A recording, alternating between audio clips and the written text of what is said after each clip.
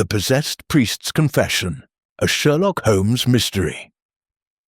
Dear listeners, welcome to tonight's Sherlock Holmes story. I'm Richard, your host, and I'm thrilled to have you here for another captivating tale. Before we dive in, I'd love to hear a bit about you. What do you do, or what did you do for a living? Maybe you're a chef, a gardener, an artist, or something wonderfully unique. Drop it in the comments. I always enjoy discovering more about our amazing community. Now, let's get cozy and start tonight's story. Chapter 1.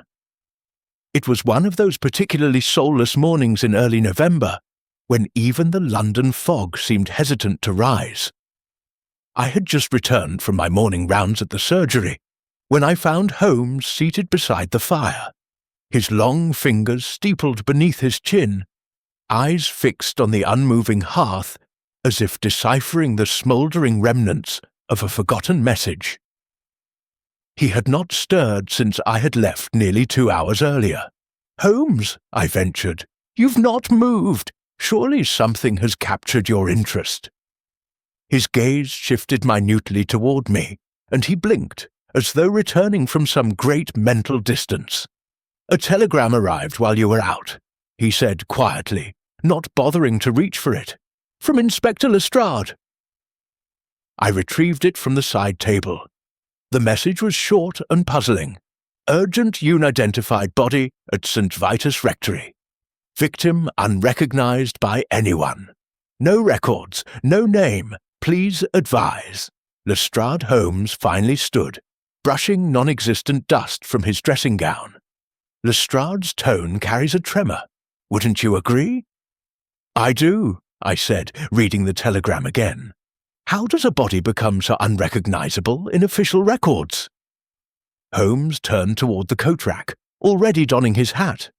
"When the man, my dear Watson, may have never officially existed." St. Vitus Rectory stood in Stepney, a lonely outpost amid a quiet clutch of stone buildings, more bone than flesh, its presence half forgotten even by the fog. When we arrived, Lestrade met us at the gate, pale-faced and irritated in equal measure. "I've been at this game a long time, Holmes," he muttered, walking us toward the chapel doors. "But I've never seen anything like it. Man found hanging in the vestry. But here's the rub." He stopped, pulled out a small black book, and flipped through its brittle pages. "No one knows him. Not the priest, not the housekeeper, no documents, no past." Holmes said nothing, merely nodded for Lestrade to proceed. We entered the vestry, where the body had been respectfully lowered onto a stretcher. A clerical collar clung to the dead man's neck, but it was clear he had not died in peace. His features were twisted, not in agony, but something closer to terror. His right hand was clenched tight, almost unnaturally so. Holmes knelt and examined the man's fingers with sharp precision. "There's ink under the nails," he murmured, "yet no ink pot nearby. His skin is calloused. He wrote often, a sermonizer or scholar." Lestrade shook his head. "And yet not a single church in London is missing a priest." Watson added, "But his collar was likely stolen," Holmes interrupted, "or placed to mislead." He moved to the nearby desk and examined the dust. "This room hasn't seen use in weeks, and yet," he pointed to a smear across the desktop, "something was recently removed." "A book?" I asked. "Likely." Holmes turned to the body again. "Watson, would you be so kind?" I stepped forward and gently pried open the corpse's rigid hand. Inside, curled as if fiercely protected, was a small scrap of parchment, so brittle it cracked at the edges as I unfolded it. Holmes took it and read aloud. "Forgive me, Father. The house breathes still. It remembers what we have done, and now it remembers me." A chill ran down my spine. Lestrade muttered, "Religious nonsense." Holmes didn't respond. He pocketed the parchment. Then he asked, "This rectory, how long has it stood unused?" Lestrade scratched his chin. "Near 20 years by my count. Old Father Mallory retired. No one ever replaced him. Yet somehow the front door was unlocked this morning." Holmes gave a short, thoughtful nod. "And yet there's no sign of forced entry. No footprints in the dew outside, no candle wax on the floor." I asked, "Are you suggesting he appeared?" "No, Watson," Holmes replied. "But I am suggesting that someone has gone to a great deal of trouble to make us believe he didn't." He paused, then turned to Lestrade. "Have you attempted to identify the man through fingerprints?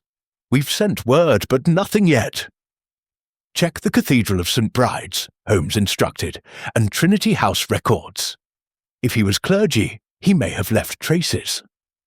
"I've already checked," Lestrade replied. "There's no one unaccounted for. No missing persons, no resignations." Holmes looked again at the scrap of parchment in his hand. "The house breathes," he murmured. "An odd turn of phrase." He turned toward us, his voice lower now, grave.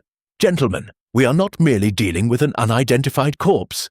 We are dealing with a man who, according to every measure of official record, was never born, never served, never died." He paused, his eyes narrowing. "And yet, here he lies." Chapter 2. We remained in the vestry longer than I would have liked. A silence had settled over the room that was not merely solemn, it was oppressive, as though the air itself remembered more than any of us. Even Holmes, usually immune to such atmospheres, took an unusual amount of time examining the walls, the corners, the sills, pausing now and then with a distracted expression, as if trying to recall something he'd not yet learned. "Holmes," I said quietly, "do you believe this man was ever truly alive?" "Holmes," H.U. turned from the window. "I believe, Watson, that the man believed he was alive, and that may be more important than the alternative." Before I could respond, he moved to the eastern wall, tapping gently with his cane. "Do you hear that?" It took me a moment to distinguish it. A faint hollowness behind the panelling, masked well beneath layers of old plaster and dust. Holmes knelt, running a hand along the baseboard, his fingertips coming to rest on a discoloured edge.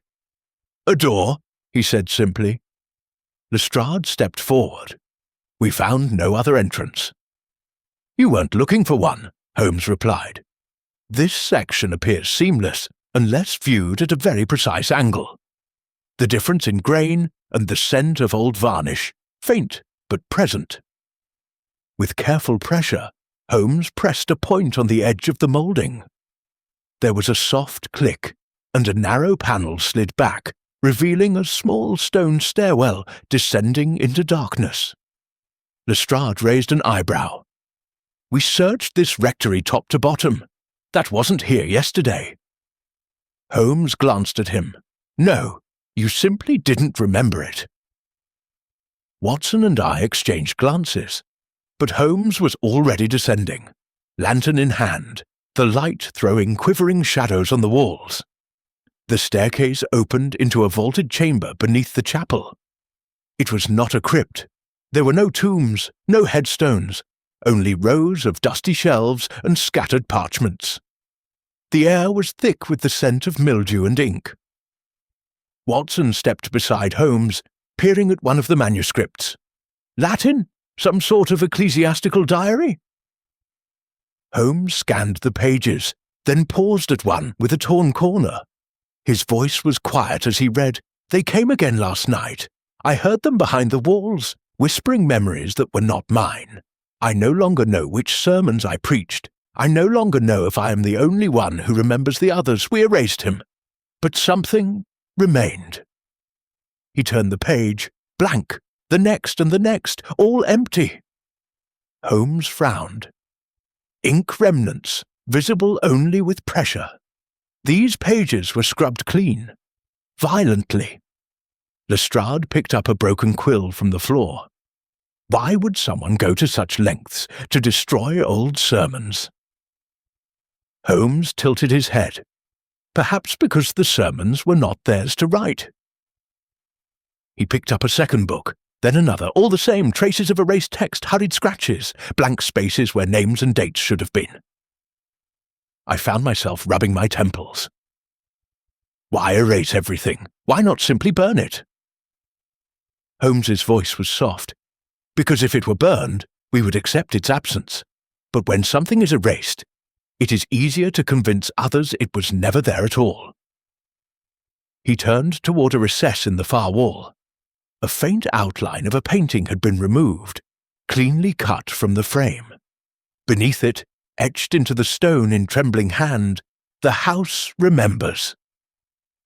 For a moment, none of us spoke.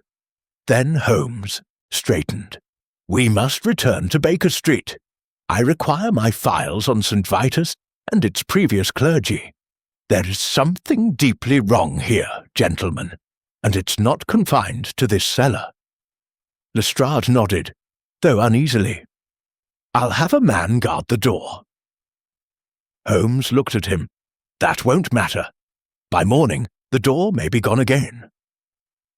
We rode in silence through the grey streets, the fog curling like thoughts unspoken. At last, Holmes spoke. "I recalled the name Mallory," he said, tapping the side of the carriage. "He was mentioned in a journal I read some years ago. Father Thomas Mallory, outspoken, brilliant, claimed to have discovered a pattern of forgetting in the public mind. He vanished before the turn of the century." "You believe he's involved?" I asked. "I believe," Holmes said, "that he may be the only one who ever tried to resist." He paused, "or the first to be erased." I felt a chill unrelated to the air. "Watson," he said more gently, "you must begin documenting every detail. Do not trust your memory. Someone is trying to unmake the truth." I nodded, unsettled. "And the man in the vestry?" Holmes's eyes darkened. "I suspect he came to confess, but not for sins committed, rather for truths remembered." Chapter 3. That night I sat in my chair by the fire, pen in hand, attempting to record the events at St. Vitus Rectory. Yet, each time I reviewed my notes, I found inconsistencies. Details I was sure I had written moments before were absent. Sentences stopped mid-thought. The pages looked smudged, as though touched by damp fingers, though I had done no such thing. From across the room, Holmes noticed my furrowed brow. "You're already forgetting," he said quietly. I looked up. "That's absurd. I wrote these hours ago." Holmes set aside the book he was reading. "Memory, Watson, is more fragile than we care to admit. Our minds rely on patterns, cause and effect, continuity. When that order is disturbed, even the rational mind balks. What we are facing seeks not to kill, but to erase." A knock interrupted us. Mrs. Hudson entered with her usual composure, though her tone was hushed. "Mr. Holmes, there's a man downstairs. He won't give his name, says he was told to find you, but can't recall by whom." Holmes and I exchanged glances. "Send him up," Holmes said. A moment later, a pale, lanky man entered, hat clutched nervously in his hands, eyes darting as though unsure of his surroundings. His clothing was modest, but his collar marked him as clergy. I think I'm losing my mind," he blurted, even before taking a seat. "You don't know me, but I feel as though I know you." Holmes gestured for him to sit. "Begin at the beginning." The man swallowed. "My name is Father Edwin Clay. At least, I believe it is. I serve, or perhaps served, at a parish near Mile End. This morning, I woke with a memory, vivid, as if from a dream, of walking through a house I'd never seen before, speaking to a man whose face I can't recall. He told me something I was not meant to know." "What sort of house?" Holmes asked. The priest's brow furrowed. "It had no front, I know that sounds mad, but the door was not visible until I was already inside. The walls breathed. I heard names I'd forgotten I'd ever known. And the man, his hands trembled. He said if I didn't warn someone, you specifically, it would remember me next. It? I asked. He nodded, eyes wide. The house, the place, whatever it is that exists behind our perception. Holmes leaned forward. Do you remember where this house was? No, that's the worst part. I can see the shape of the street in my mind, the fog, the stonework. But every time I try to walk there, the road turns somewhere else. And others, the people I asked, they don't see the house at all. He reached into his coat and pulled out a slip of paper. I found this in my own handwriting, though I don't recall writing it. Holmes took the note. It read, "You knew him once, Father Gideon Mallory. You buried the truth in stone, but the house remembers." Holmes stiffened. Where did you find this? Tucked in my Bible, between the Psalms. Holmes stood abruptly and crossed to his bookshelf, pulling down a slim, red-bound volume. I catalogued Mallory's disappearance 6 years ago, he murmured, flipping pages. He was declared legally dead, buried without ceremony. But the name of the church that conducted the rites... He trailed off, then looked up sharply. St. Bartholomew's, Mile End, the same parish Clay claimed to serve. Clay, Holmes said slowly, have you ever heard of Father Mallory before today? The man's voice was hollow. Never. Then how do you explain this note? Or the knowledge of a burial you shouldn't have had access to? I can't, he said nearly in a whisper. I don't even know if I'm telling the truth. I only know that I'm scared. Holmes tapped the edge of the note. This handwriting, see here, Watson, angled pressure, long descenders. It matches the parchment the corpse held at St. Vitus. Then he wrote both? I asked. Or they were both written by someone trying to be him? Clay's voice cracked. Mr. Holmes, am I losing my mind? Holmes regarded him. No, but something wants you to believe you are. There was a silence. Then Holmes asked, Clay, do you recall the name of the street where you believe the house stands? Any detail? The priest closed his eyes. There was a window, a high, narrow one above the door, if one can call it that. I looked up and there was a man watching me. Describe him, Holmes said. I can't, Clay said. His face was wrong, not disfigured, just not there. Holmes's expression darkened. Watson, we must find this house. But if no one can see it, we find it, he repeated, before it finds us. Chapter 4. The next morning, I found Holmes already dressed, seated by the window, with a stack of parish records splayed across the rug like fallen leaves. He had slept little, if at all, though from his posture and clarity of mind, one would not have guessed it. There is a pattern, Watson, he said, tapping the end of his pencil against the rim of his teacup.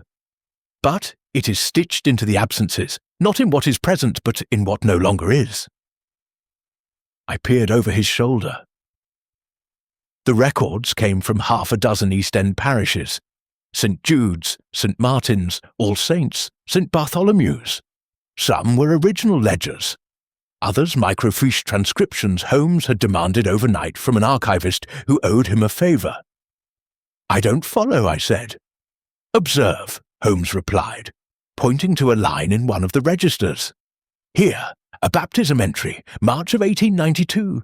The officiant's name is Father G, followed by an ink smear. I frowned. Could be Mallory.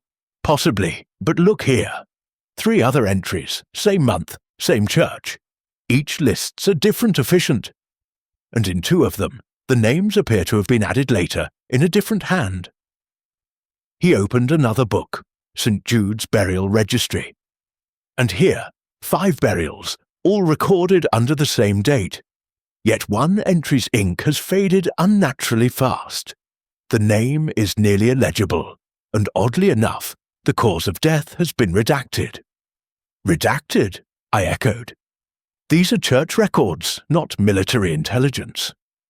Indeed, Holmes murmured, and that is precisely why such redactions are so glaring. He reached for a third book and laid it open before me. It was a clerical census from 1887. I cross-referenced names listed as presiding priests in Mile End with the city census for the same year. And? I asked. He handed me a sheet on which he had drawn two neat columns: census records and parish ledgers. The two lists should have matched. They didn't. 5 names appeared in the church records, but were entirely absent from the official census. Conversely, 2 men recorded in the census as clergy had no corresponding entries in any parish documentation. It's as if, Holmes said, certain individuals have been inserted or removed from history at will. A cold breath slid down my spine. But how could that be possible? These records are maintained by hundreds of hands. How could they all be deceived? Holmes steepled his fingers. Because no one is looking. Bureaucracy, Watson, is the perfect fog. And someone, or something, is rewriting the map while we sleep. There was a knock at the door. Mrs. Hudson entered, clutching a telegram. Holmes read it aloud. To Holmes, stop urgent development, stop body from St. Vitus. Gone missing from morgue, stop no signs of entry stop. Entire staff swears it was never delivered, stop please advise, stop, Lestrade. We stared at one another in silence. Watson, Holmes said gravely, fetch your coat. We arrived at the city morgue within the hour. Lestrade was waiting, agitated and unusually pale. It was there, he said at once. I saw it with my own eyes, lain out, tagged. No signs of movement, no disturbance overnight. Then this morning, nothing, and the staff insists no such body was ever received. Holmes didn't respond immediately. He walked the length of the coal-tiled room, examining drawers, clipboard logs, even dust patterns. Finally, he turned to a medical attendant and asked, "How long have you worked here?" The man blinked. 7 years, sir. Do you recall yesterday's delivery? A man in clerical garb, found at St. Vitus? The attendant hesitated, then slowly shook his head. No, sir. We've had no such body. Not that I know of. Do you remember speaking to Inspector Lestrade here? Again, a pause. Too long. I'm not sure. I may have. It's been a busy week. Holmes turned to Lestrade. You logged the delivery? I did, Lestrade snapped, producing the receipt. Time-stamped and signed by that same man. Holmes handed him the clipboard from the wall. Then explain why his name doesn't appear here at all. Lestrade looked down and swore softly. Holmes set the receipt down beside the blank ledger. Watson, he said, what is the nature of truth? I blinked. Philosophically or practically? Practically, Holmes said. To you, to me, to this man. He gestured to the dumbfounded attendant. Is it something recorded or something remembered? Both, I said slowly. Exactly. Holmes's tone hardened. Which is why this case is more dangerous than any we have faced. If truth itself is made unstable, then memory, evidence, and even identity can be rewritten.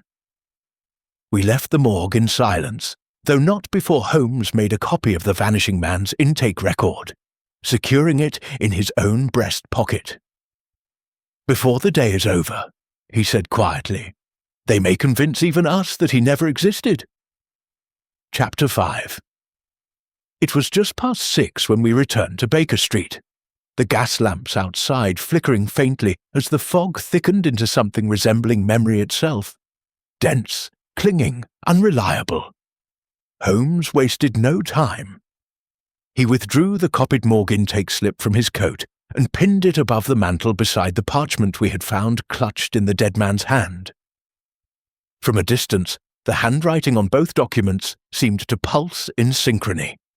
Too similar to be coincidence, too deliberate to be chance. "Watson," Holmes said, "how far would you go to preserve the truth?" I looked up from my journal, which, to my alarm, now had a blank page where yesterday's entry had been. "As far as needed," he nodded once. "Good, because we may not be permitted a second attempt." He tapped the ink-dark words on the parchment. "The house breathes still. There's only one way forward," he continued. "We must find the house." "But how?" I asked. "Father Clay himself cannot recall how he reached it. The roads change. No one else sees it. It appears only to those it wishes to remember." Holmes moved to his bookshelf and removed an old map of East London, curling at the corners. He spread it over the table and began circling parishes mentioned in the altered ledgers: St. Vitus, St. Jude's, St. Bartholomew's, and two others whose names had only partially survived in the records. "Note the spacing," he said.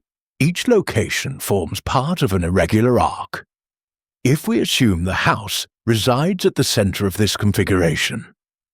He drew careful lines connecting the churches. At their convergence was an unmarked portion of Whitechapel, bordering a cluster of back alleys known more for opium dens and debtor hideouts than ecclesiastical mystery. "That quarter's never been mapped properly," I noted. "Too narrow, too chaotic." "Which is precisely why it would be chosen," Holmes murmured. We arrived in Whitechapel just before dusk. The deeper we pressed into its maze of alleys, the more the city seemed to warp around us, not physically, but perceptually. Familiar signs blurred at the edges. Buildings changed shape upon second glance. A painted shutter vanished when viewed from the other side of the lane. Even Holmes, normally immune to such atmospherics, appeared taut. "We are not lost," he said under his breath, "but we are being led." I followed close behind. The streets grew quieter. A cat yowled somewhere behind a closed shutter, and a cart creaked with no driver. Then, as we turned down a blind alley I was certain we had passed minutes earlier, Holmes stopped abruptly. "There," he whispered. Before us stood a narrow townhouse, wedged between two crumbling warehouses, so ordinary, so perfectly dull, that my eyes wanted to slide off it. Its windows were shuttered, yet light bled faintly from the cracks. The brass number on the door had been scratched away. Holmes took a step forward and froze. "What do you see, Watson?" "A house," I said, "a perfectly ordinary house. And yet the door has no handle." I blinked. He was right. There was no handle, no knocker, only a dark seam where the door met the frame. Holmes withdrew a pencil from his coat and placed the graphite tip against the door's edge. "Watch."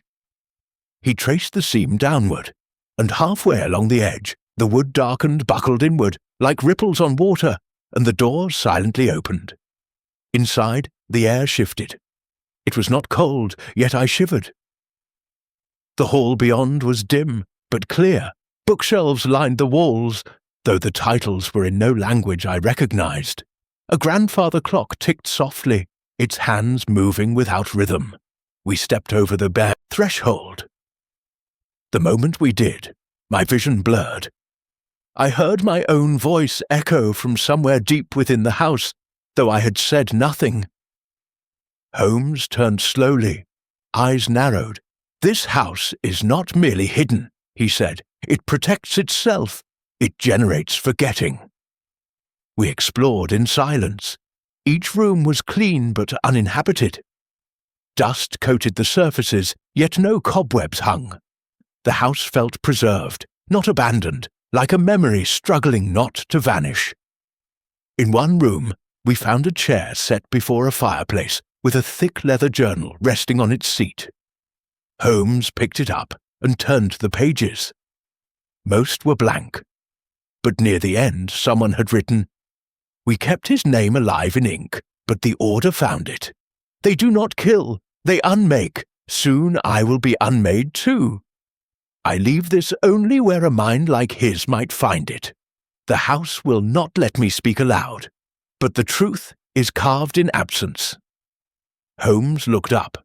Whoever wrote this, Mallory, or someone close, knew he would be forgotten, knew this house would become his tomb, not of body, but of memory.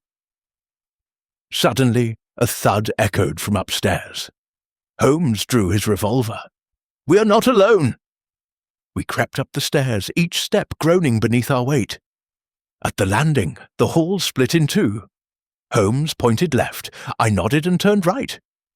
I had taken only a few paces when I reached a door, ajar, swinging slightly as if moved by breath alone.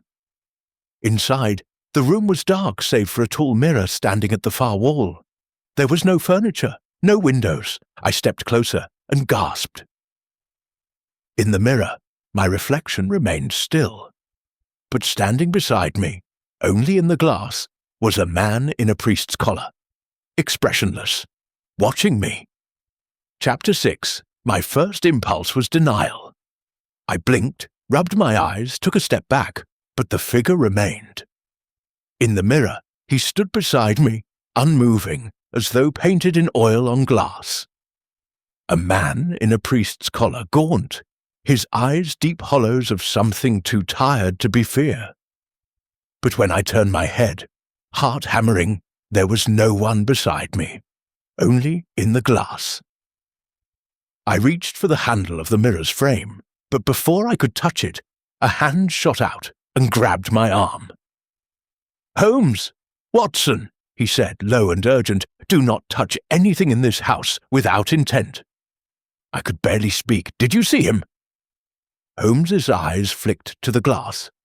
"No, only you. But that does not mean he isn't there." We stared at the mirror together. Holmes raised a candle toward it, the flickering flame casting tremulous light across the polished surface. And now something else became apparent. Etched faintly into the top left corner, so faint it was nearly part of the reflection itself, was a series of marks, letters, numbers. Holmes leaned closer. Not etched, scratched, poorly, hastily. He took out his lens and studied the corner. Latin, a partial phrase, memoria non sufficit. Memory is not enough. I translated. Or, Holmes countered, memory does not suffice. A warning, perhaps a confession. Do you believe that's Mallory? Holmes didn't answer immediately. He reached into his coat and withdrew the leather-bound journal we'd found downstairs. Flipping to the last entry, he held it up beside the mirror and squinted between the two. Same angular lettering, same abbreviations, same pressure on the ascenders. This mirror was his. A floorboard creaked behind us. We turned. Nothing. But the hallway no longer looked the same. The wallpaper had changed pattern. A chair that had not been there before now blocked the landing. And further down the corridor, where once there had been an empty alcove, now stood a door. Holmes moved slowly. Eyes narrowed. "Watson, this house is not static." "I fear it isn't real." "No," he said quietly. "It is worse than that. It remembers us, and it adapts." We approached the door. Holmes tried the handle. It turned easily.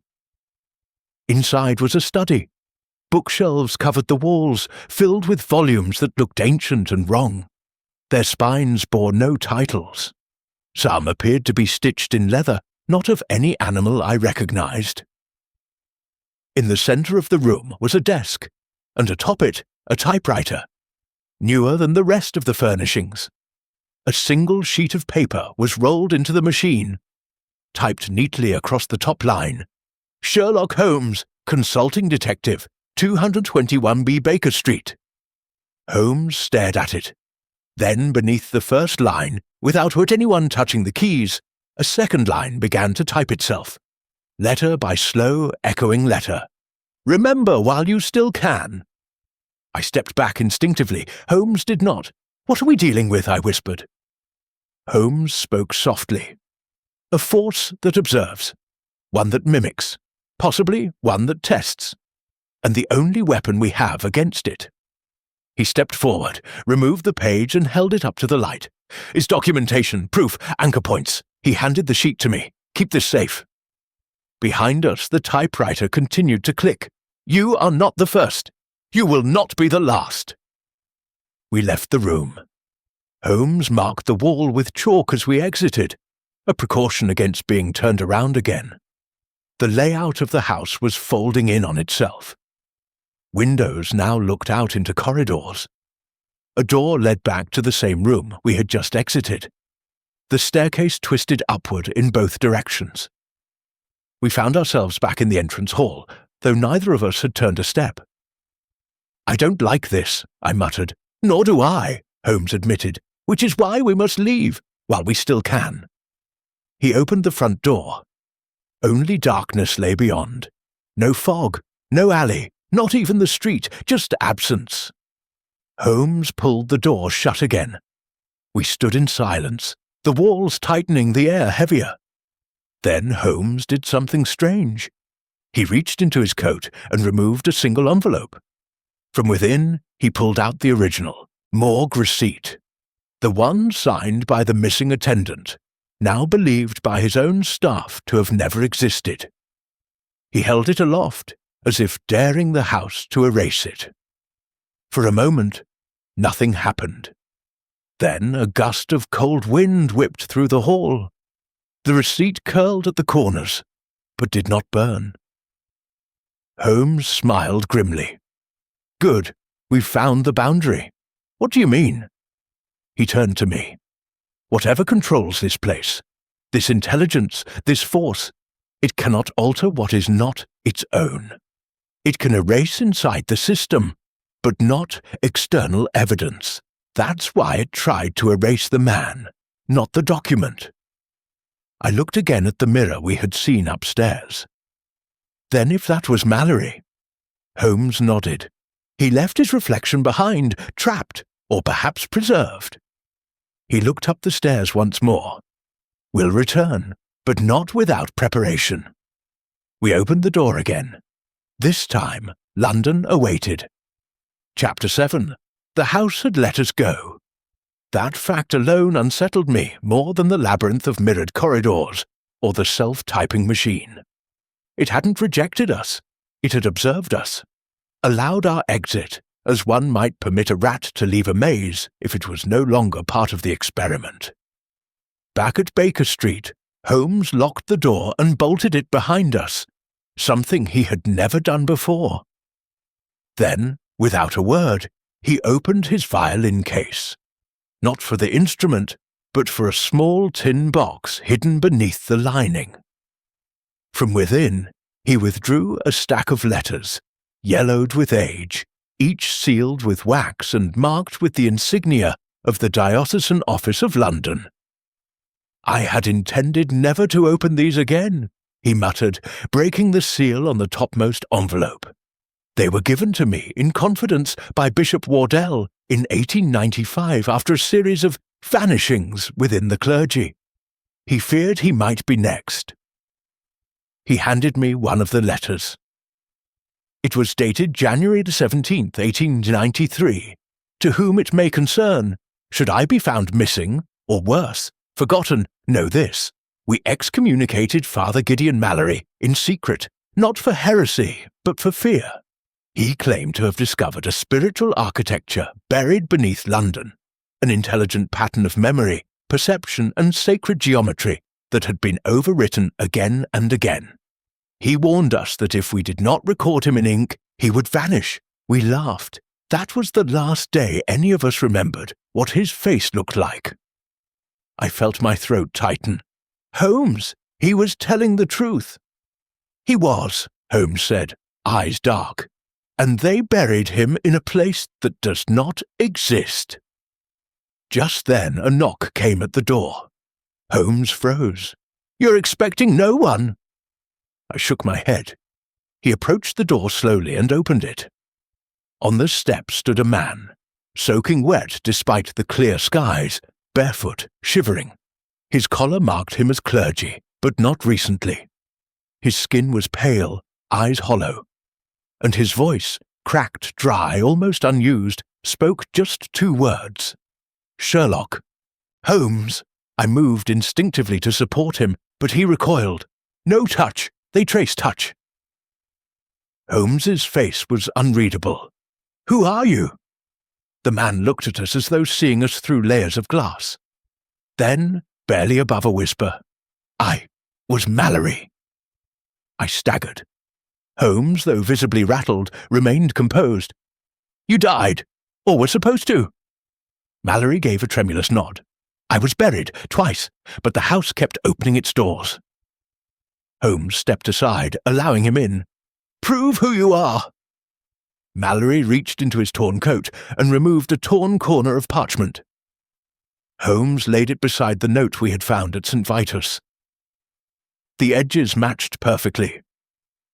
"I left that in the vestry," he whispered, "but the order found me before I could leave the second." "The order?" I asked. Holmes answered instead. "Those responsible for erasure. The ones who rewrite memory, history, identity itself." Mallory nodded faintly. "I was part of them. Once, before I turned. Before I remembered what we were doing, to priests, to patients, to entire congregations." He leaned forward, his voice like wind scraping through a crypt.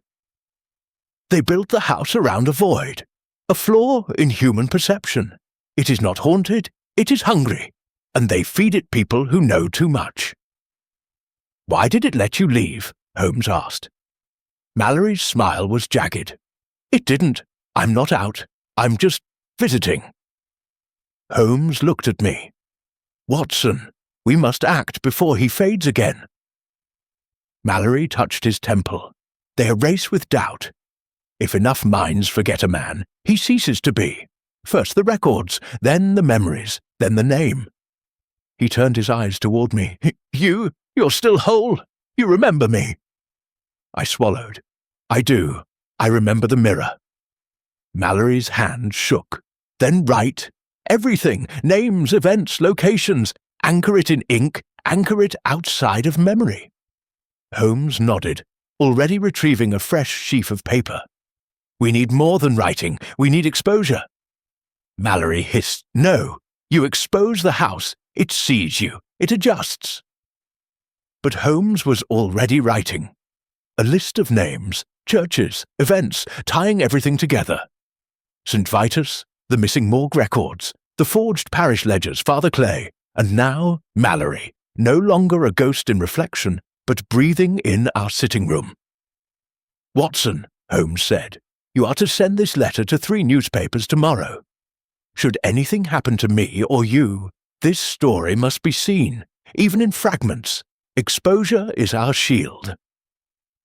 Mallory turned suddenly, his breath sharp. "They know I'm here." Holmes raised an eyebrow. "How?" Mallory's voice cracked. "Because the mirror in your upstairs hall just reflected a man who isn't you." Chapter 8. Holmes did not flinch at Mallory's warning.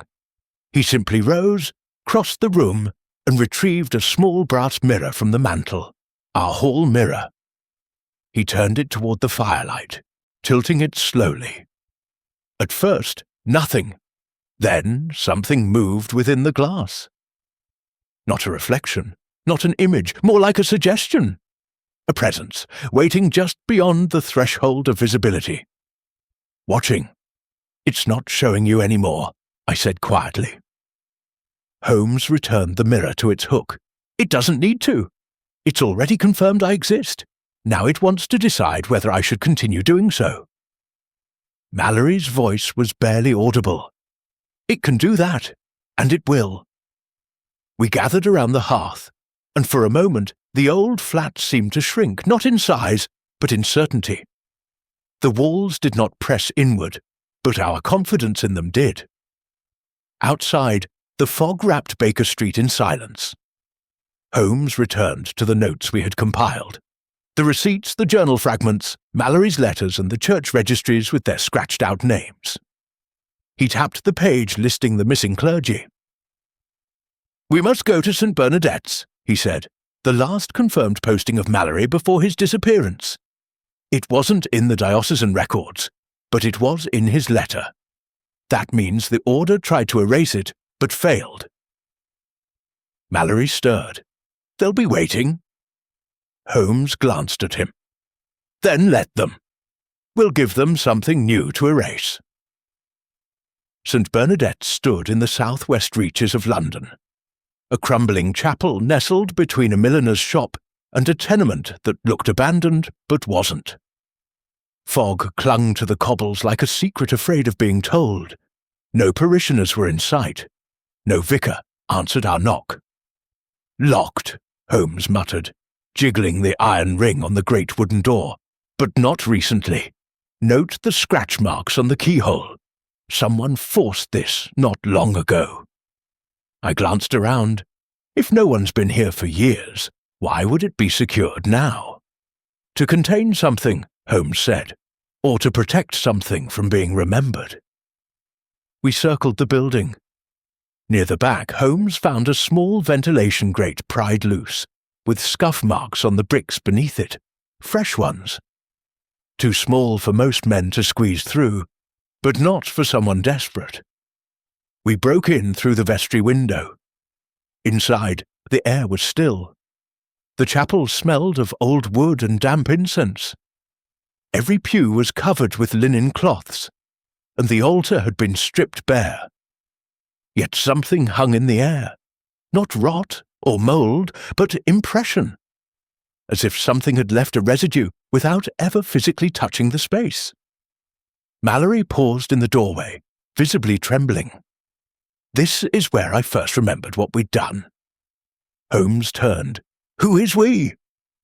Mallory sat in the front pew, head bowed. "There were 12 of us, chosen by the order.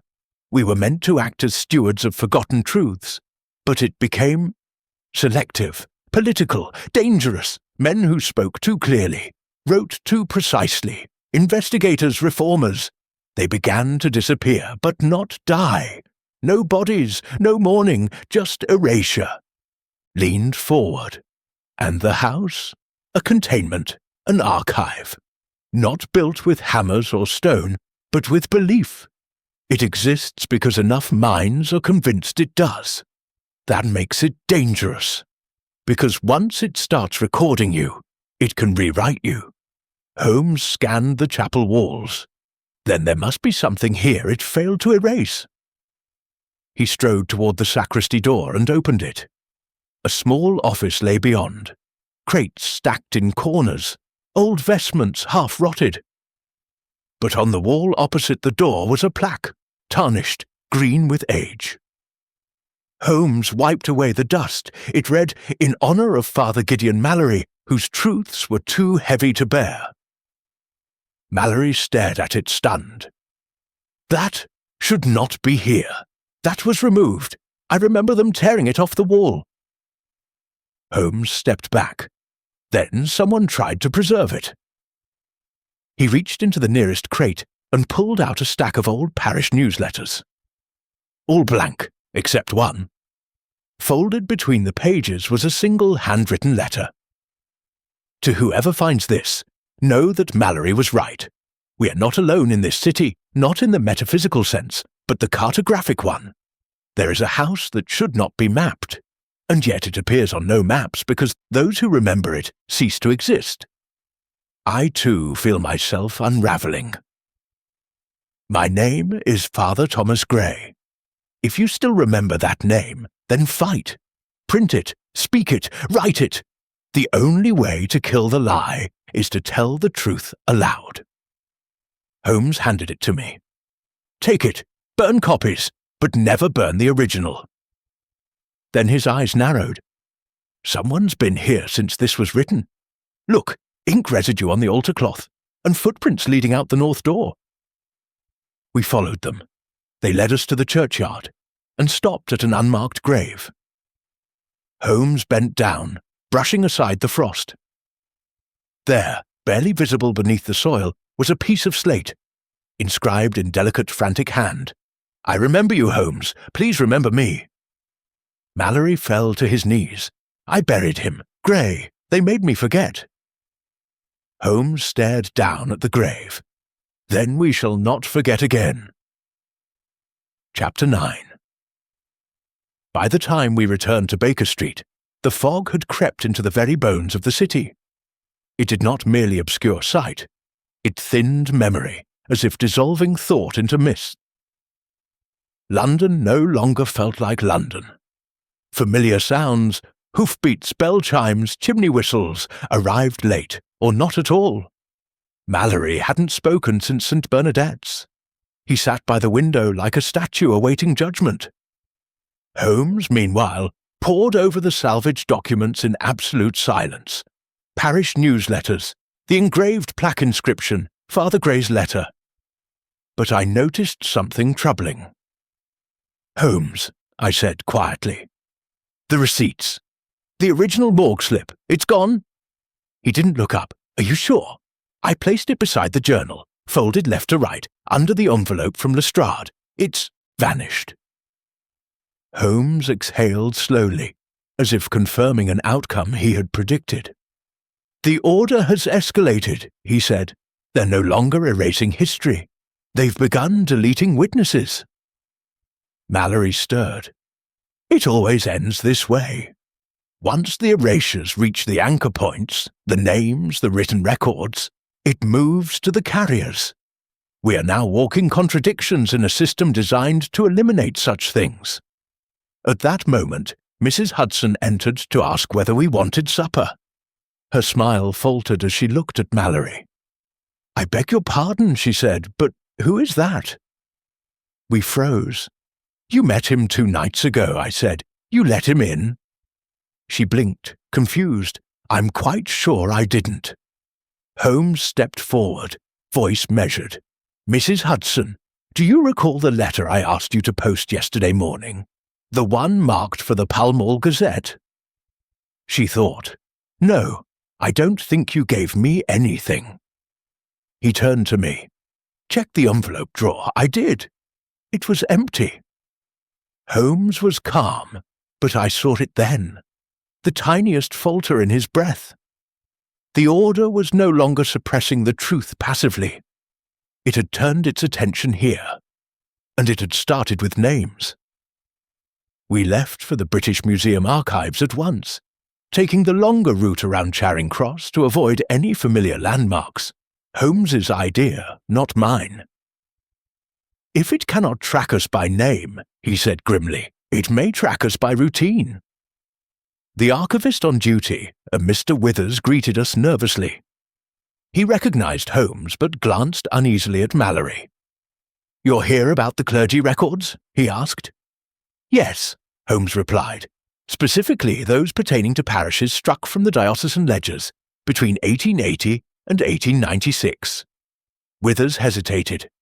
"That collection no longer exists. There was a fire last year." Holmes tilted his head. "And yet the fire wasn't reported in any public notice. No reconstruction order filed. And the other volumes in that wing, non-religious, survived untouched." Withers swallowed. "Sir, I'm only the custodian, but if you ask me, the fire didn't start here." Holmes's eyes narrowed. "It started in a place without walls, a place that exists in thought." "Or belief," Mallory whispered.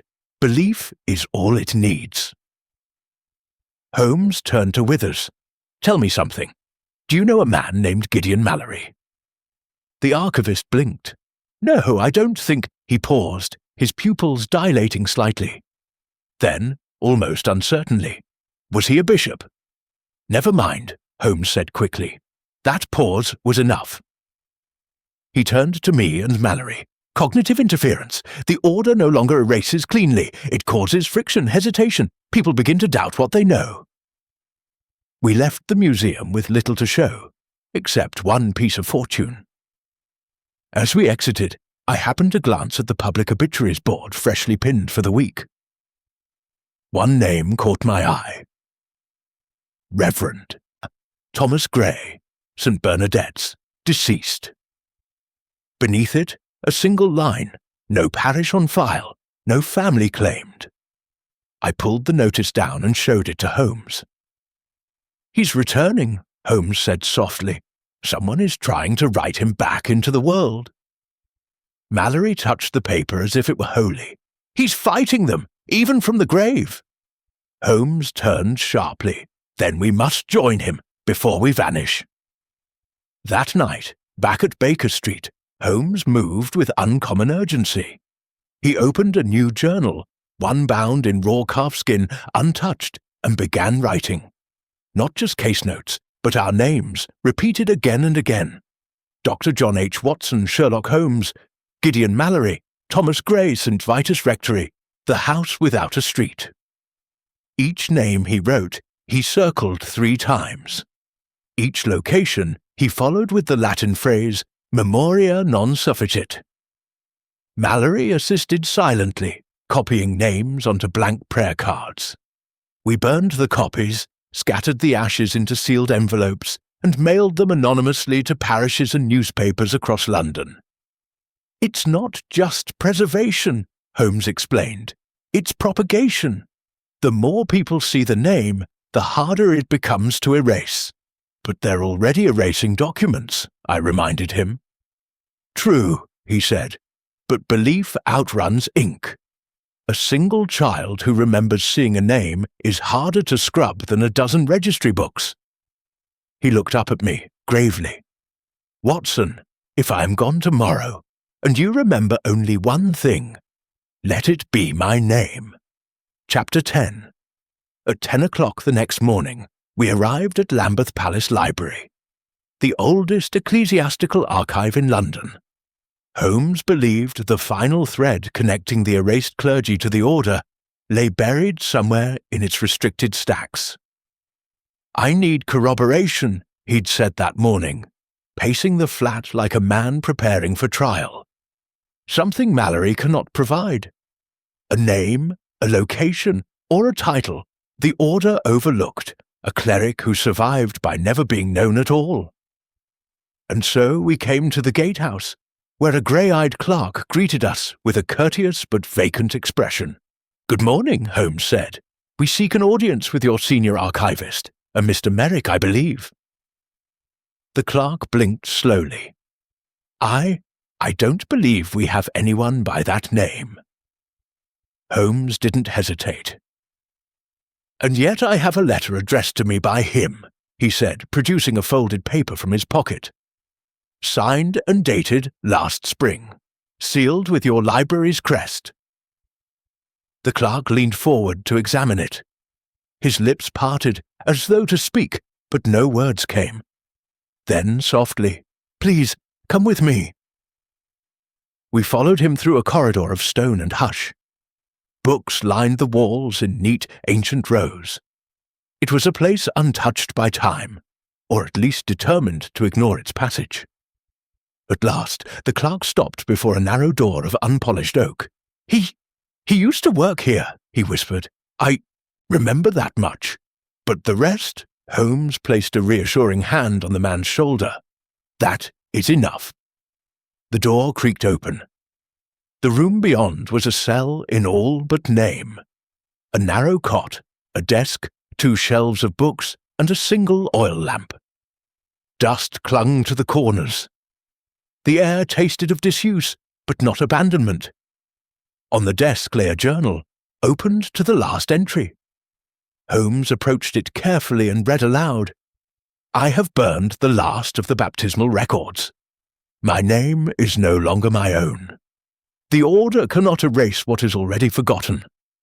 I will live here, in silence, until they forget that I existed at all. My name was Merrick, I think, but even now, I cannot swear to it."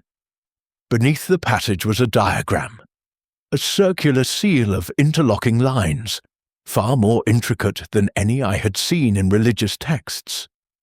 It looked almost mathematical, yet each curve carried the weight of something ancient and theological. Holmes traced the edges with a gloved finger. "This is no mere doodle," he said. "It's a memory lock, a mnemonic defense."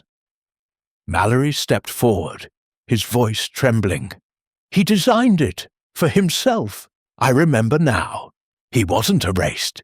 He erased himself before they could." I examined the shelves. Most of the books were blank, but one, titled Ecclesia in Memoriam, contained a list of names, all handwritten, many crossed out. At the bottom, uncrossed: Gideon Mallory, Thomas Gray, Sherlock Holmes, John H. Watson. Holmes stared at it. "It's a death list." "No," Mallory said quietly. "It's a salvation list. These are the names he tried to protect." Suddenly, Holmes stiffened. "Do you feel that?" I did. A subtle shift in the atmosphere. The oil lamp flickered, though there was no draught. The pages of the journal turned, by no visible hand. Holmes snapped it shut. "We must take this with us, quickly!" But as we turned to leave, the door we'd entered through was no longer there. In its place stood a narrow corridor of shelves, endless, branching. The library had changed. Mallory whispered, "It knows." Holmes did not waste time with fear. He lit the lamp, held the journal tight, and stepped forward. If it wants us lost, it should know we've walked darker corridors. We followed the shelves, their contents unreadable, books titled with symbols, not letters. One volume glowed faintly as we passed, emitting a low hum. Another opened by itself, revealing blank pages that gradually filled with our own names. Written, then scratched out, then written again. "It's rewriting us," I said. Holmes muttered, "Then we must fix the text faster than it can erase it." We reached a cross-section of shelves, where a mirror hung from a wooden frame.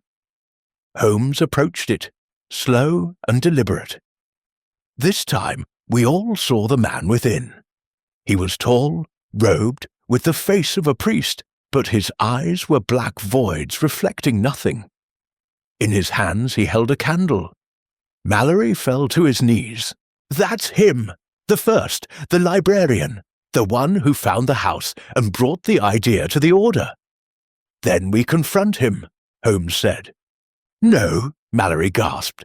"You can't. He's not in the mirror. He is the mirror. He's become the instrument of forgetting." Holmes turned. "Then perhaps it's time we break the mirror." He raised the oil lamp and flung it into the glass. The moment it struck, the mirror shattered, not with a sound, but with silence, as though it had been absorbing noise for decades. And instantly the shelves vanished. The door returned, the air cleared. We were standing once again in the archivist's chamber. Mallory exhaled shakily. "You severed the link?" Holmes held up the broken journal page. "Not yet, but I found the key."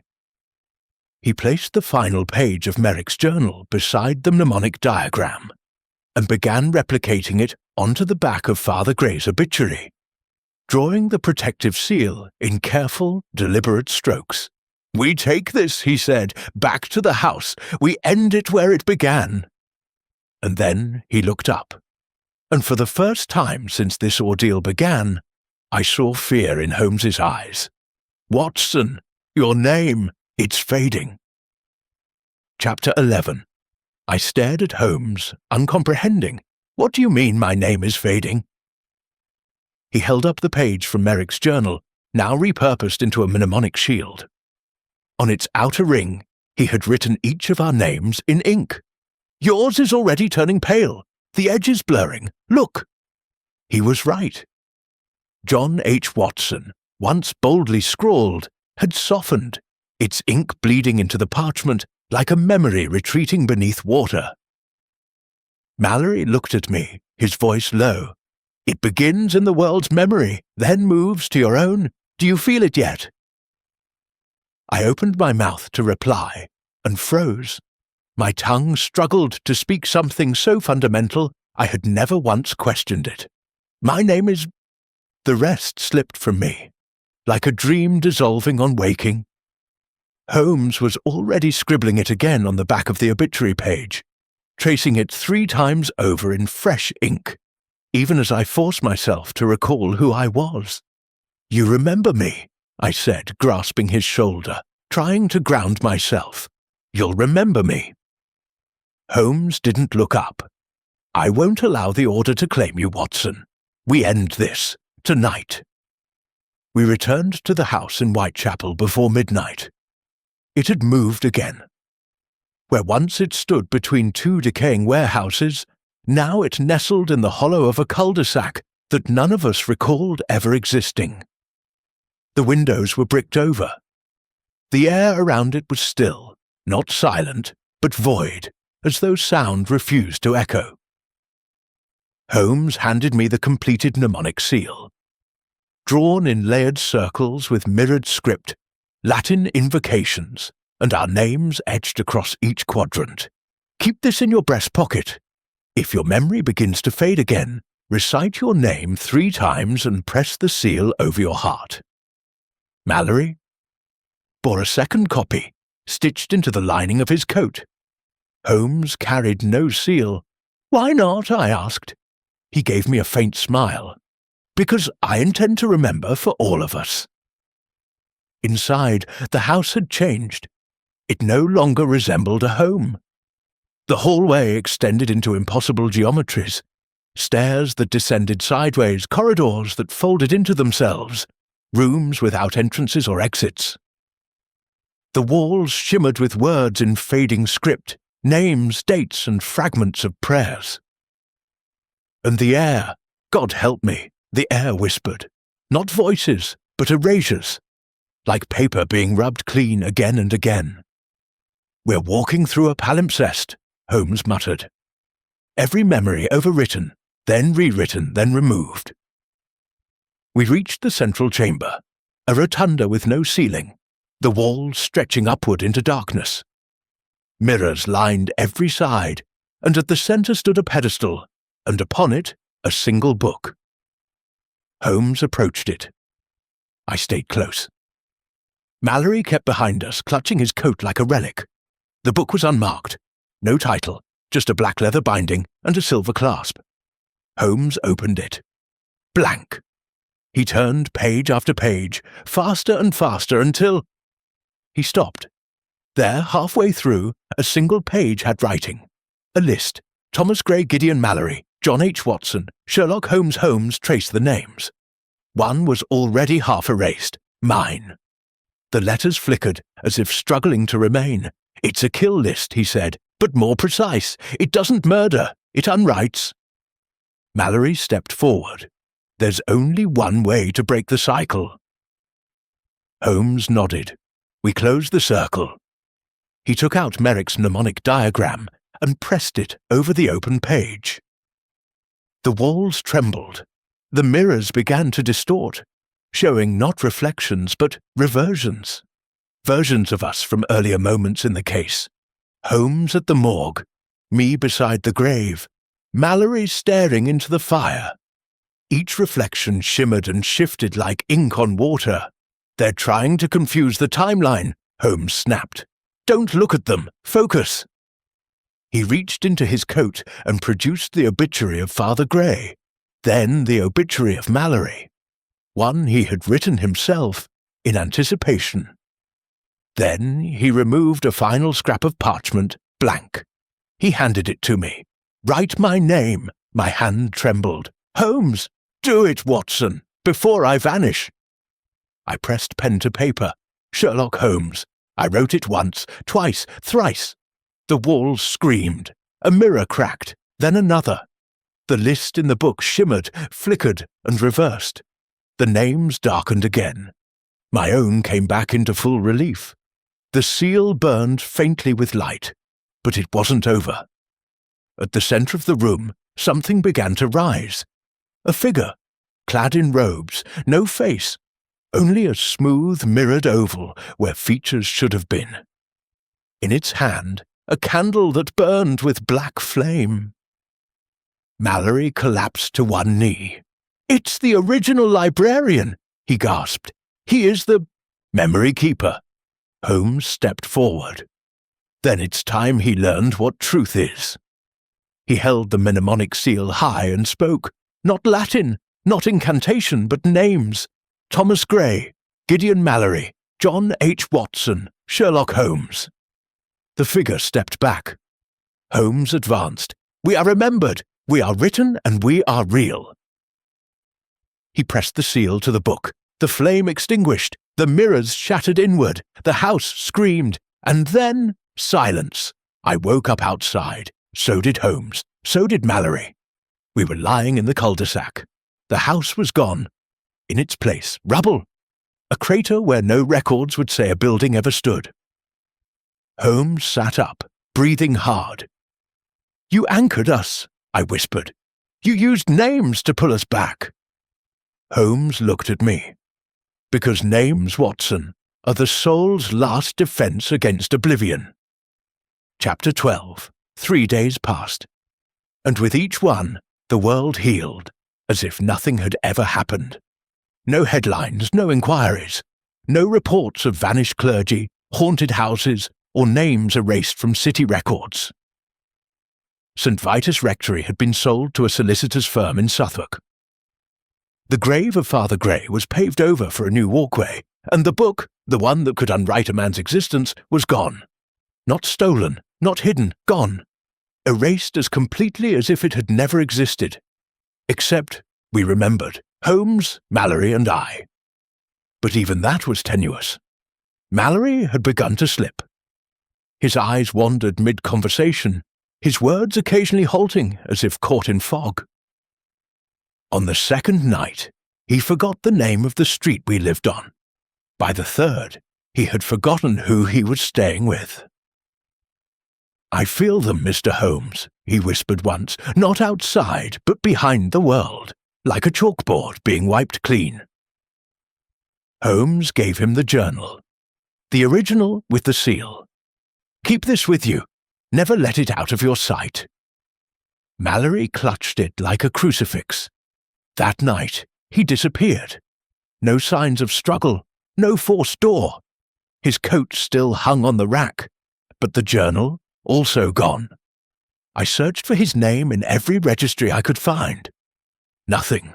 No Gideon Mallory had ever served in any diocese. His obituary, the one Holmes had penned and I had copied, was now an empty envelope. Holmes did not speak of it, not directly. But on the morning of the fourth day, he handed me a single page. On it was a list familiar but reordered. John H. Watson, Thomas Gray, Sherlock Holmes, Gideon Mallory, et memoria quod restat. And beneath it, in Holmes's hand, "If one remembers, all are not lost." We went to Scotland Yard that afternoon. Lestrade met us at the steps, frowning. "You've been quiet lately, Holmes." Holmes offered him a thin smile. "I've had a great deal to remember." "I don't suppose this has anything to do with that, what did you call it, the St. Vitus anomaly?" Holmes tilted his head. "Do you recall that case?" Lestrade blinked. "No, I thought I did, but perhaps I'm thinking of something else. We've had a few this month." Holmes stepped closer. "You signed a morgue receipt? Man found in a vestry, dressed as a priest, no name on record." Lestrade's face twitched. "Did I? It doesn't sound familiar. But I trust your memory more than mine, Holmes." Holmes clapped him on the shoulder. "That may be the most dangerous thing you've said all year." We left the yard in silence. That night, I wrote the case summary. Not for the newspapers, not for publication, not even for Holmes, for me, to remember. I documented every detail. St. Vitus, the erased corpse, the house that vanished, the mirror, the librarian who was a memory, and the order that rewrote reality with bureaucracy and belief. I included the mnemonic diagrams, the Latin phrases, the names, the grave of Father Gray. and Mallory, who now existed only in the fragile recollection of one consulting detective and his companion. I bound the pages in leather and titled it plainly, The Possessed Priest's Confession. A case for the memory of Sherlock Holmes. Holmes came to my study as I was sealing the final page. He said nothing, only placed a single item on the desk beside me, the broken mirror shard from the Whitechapel house. I looked at him, confused. "You kept a piece?" "I needed a reminder," he said softly, "that truth is only real if it is shared." I nodded. "And what if we forget again?" Holmes stared into the mirror. "We won't." Then, almost to himself, "Some truths resist even erasure." A week passed, then a month. Life resumed its normal rhythm. A jewel theft, a smuggling ring at King's Cross, a murder staged to look like a duel. But something in Holmes had changed. He no longer kept case notes. He memorized everything. Dates, faces, streets, spoken aloud until they lodged in my mind as well. We recited names over dinner like psalms. We said our own names at the start of every morning. John H. Watson, Sherlock Holmes, Thomas Gray, Gideon Mallory. Some names stayed sharp. Others faded, but we kept saying them, because silence would surrender. 2 months later, I received a letter. No sender, no return address. Inside was a single page torn from a parish register. Stained, smudged, but legible. Name of cleric, G. Mallory. Date of service, 1889-1893 parish, St. Bernadette's, London. Status, deceased never forgotten. Beneath the final line, a message, "We speak you back into the world." I showed Holmes. He said nothing, but tucked the page into his pocket. The next morning he handed me a final envelope. "To be opened," he said, "only if I forget your name." I opened it immediately. Inside, in Holmes's own hand, John H. Watson, soldier, doctor, friend, the one man I could never forget. Chapter 13. It was early spring when the final letter arrived. No seal, no address. The envelope was aged, yellowed, yet the handwriting across its front was unmistakably my own. Not forged, mine, as if written in some half-forgotten hour I could no longer place. Inside, a single page, folded once, a record, copied line for line in Latin and English, a death register. Requiescat, Gideon Mallory, defrocked, cause unknown, buried in consecrated soil, name not to be spoken aloud. Holmes read it with solemnity, fingers brushing the edge of the parchment like a man reading a tombstone carved in ice. "It survived," I said, uncertain whether to be relieved or terrified. "The order missed it." "No," Holmes replied. "The order let it survive." He looked up, because we changed the story, enough to resist full erasure. We walked to St. Bernadette's together that afternoon. The chapel, once decrepit, had undergone quiet restoration. No signs, no scaffolding. It simply stood clean again, like it had been waiting. Holmes carried a small wooden box beneath his coat. Within, the seal of Merrick, the mirror shard, the final receipt, and Father Gray's letter. All that remained of the case the world refused to remember. We entered through the side vestry. The chapel smelled faintly of candle wax and paper. A young priest knelt at the altar, and for a brief shattering moment I thought it was Mallory. But no, too young, too unaware of the weight such memories carried. He turned and greeted us kindly, as strangers. Holmes asked for a moment alone in the sanctuary. The priest obliged. And there, beneath the rehung plaque, still bearing Mallory's name, we opened the box and laid the items within the altar's stone cavity. A time capsule for no time, a memory for no memory. Holmes placed the shard of mirror last. "Face down. It ends here," he said, "not with vengeance, not with victory, but with recording." We returned to Baker Street in silence, and that night I asked him the question I had held back for weeks. "Holmes, do you think the house is truly gone?" He poured a second glass of claret, his hands steady. "No, I believe it has retreated. It fed on erasure. And now we have made forgetting harder. The mirror was a mouth, but every name we wrote, every fragment preserved, stitched the mouth closed. For now. For now?" He looked out the window, where fog still drifted beyond the lamplight, like the slow exhale of the city's hidden lungs. "It may return when belief wanes again, when names fade, when no one bothers to remember the dead." He raised his glass, "Which is why we must remember, not the house, but the people it tried to erase." The next day, I found Holmes in the study, his back to the fire. Before him, laid out in a careful arc, were 5 identical journals, each labelled "The Possessed Priest's Confession by Dr. John H. Watson." All handwritten, copied by Holmes in my own hand. I picked one up and flipped through it. Every word was mine, recreated precisely, punctuation and all. "You copied them?" "I committed them to gift memory, then to ink." He didn't smile. "You forget far too easily, Watson." I swallowed hard. "And you?" He leaned back, folded his hands. "Ask me tomorrow. If I still know your name, I'll answer." In time the city forgot, as it always does. The parish faded again into anonymity. Scotland Yard never reopened the case. And no one, not one paper, not one vicar, ever mentioned Gideon Mallory again.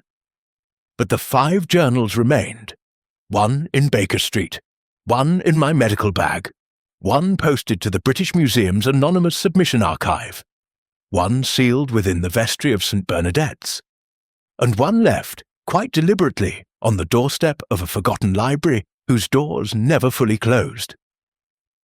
Years later, after Holmes retired to Sussex, I returned to the chapel. I sat beneath the plaque bearing Mallory's name, and for a long time I simply whispered, "Gideon Mallory, Thomas Gray, John H. Watson, Sherlock Holmes." I repeated them over and over until the words felt anchored in my breath, no longer subject to doubt.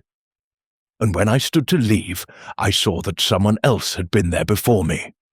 On the wall, freshly carved, still rough to the touch, "Et memoria quod restat." Let that which remains be memory.